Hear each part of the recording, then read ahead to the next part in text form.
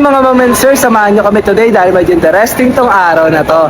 Yan, ngayon mga ma'am and sir is Father's Day. And ngayon bibili namin ng regalo si Papa. Tara, samahan nyo kami. At yan nga mga ma'am and sir, nandito na kami sa Red Ribbon at humanap na agad kami kung ano yung magugustuhan dyan ni Papa. Yan. Ayun, ang naalala ko, mahilig pala si Papa sa chocolate. Ito, triple chocolate. Yan na lang yung orderin natin mga ma'am and sir. Triple chocolate. Order na po. Isang cake. Triple chocolate. 89 na. Pangalan niyo.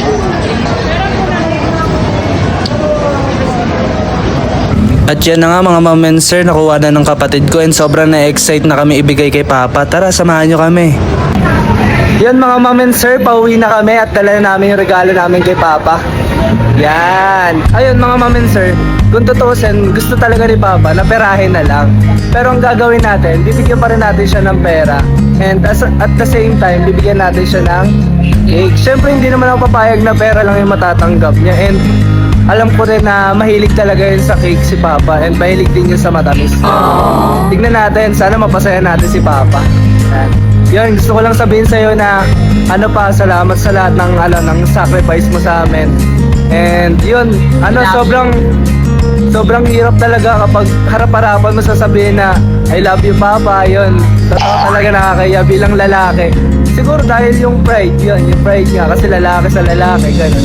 Kaya nahihiya kami sabihin. Yun, ngayon sa oras na to gusto namin magpasalamat sa'yo pa. Yan, Happy Father's Day.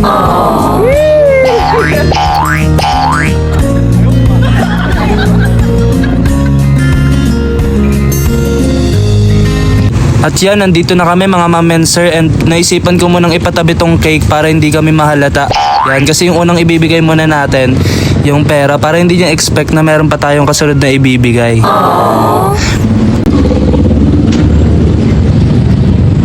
Tao po. Ate, pwede po papatabi ko lang saglit to? Papatabi ko lang po saglit. Ulit ko po kaya. Wait lang po yan siguro mga 20 minutes or 10 minutes. Okay. Thank you kay ate dahil pumayag siya. Mga ma'am and sir, ito muna ibibigay natin kay Papa. Tara!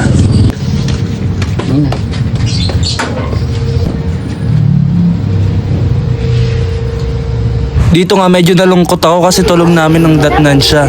And maya maya, nagising na rin naman siya. Ayan o. Ayun nga mga ma'am and sir, sakto kasi sabi nyo, puro bati daw, wala daw nagbibigay sa kanya. And yung pagkakataon na natin para ibigay ito, tara. Ano daw ma? Puro bati daw, gusto niya daw pera si Dayla. Si Tita Dayan? Mga bate? Gusto niya daw pera. O ito, pera pa.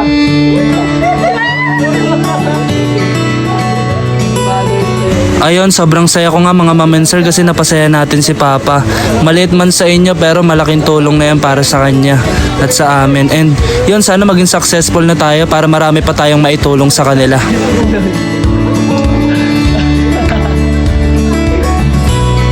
Hindi pa ako bumabati kanina eh.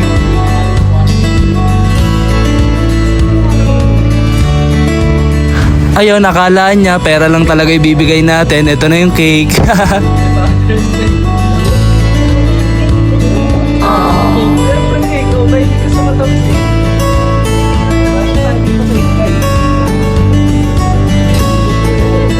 Ayan, nonchalant lang yung reaction niya mga ma'am and sir, pero masaya yan kasi favorite niya talaga yung chocolate.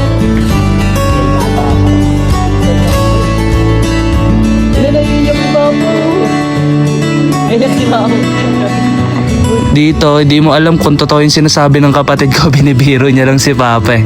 Pero yun, ang mahalaga na pasaya natin si Papa and isa lang sa na-realize ko mga ma'am and sir, hindi mahalaga yung mga material na bagay na ibibigay natin sa family natin o sa papa natin.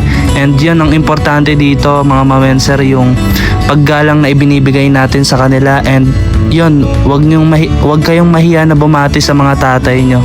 Ayun mga ma'am and sir, minsan may pagkukulang man sila pero lagi nilang sinusubukan maging perpektong tatay para sa atin. Happy Father's Day, Papa! Go! Shout out sa